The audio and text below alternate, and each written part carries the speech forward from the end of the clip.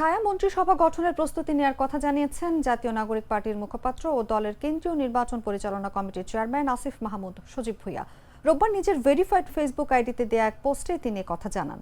ফেসবুকে আসিফ মাহমুদ লিখেছেন, তারা ছায়া মন্ত্রিসভা গঠনের প্রস্তুতি নিচ্ছেন। ছায়া মন্ত্রিসভার কাজ কি হবে তা আসিফ মাহমুদ তার পোস্টে উল্লেখ করেছেন।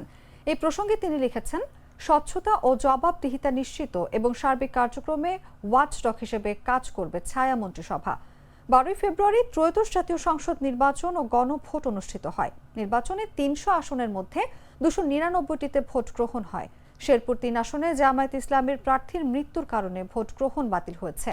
299টি আসনের মধ্যে 2টি আসনে জয়ী বিএনপির প্রার্থীর ফলাফল প্রকাশে আদালতের নিষেধাজ্ঞা রয়েছে। ঘোষিত ফলাফল অনুযায়ী 297 আসনের মধ্যে বিএনপি একাই পেয়েছে 209টি।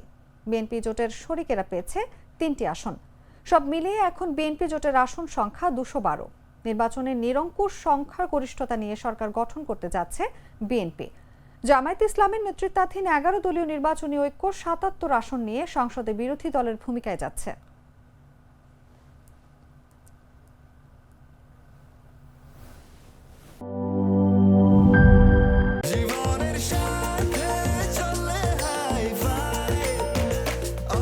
স্বাস্থ্যকর অল টাইম, সব সময় অল টাইম হেলদি লাইফ।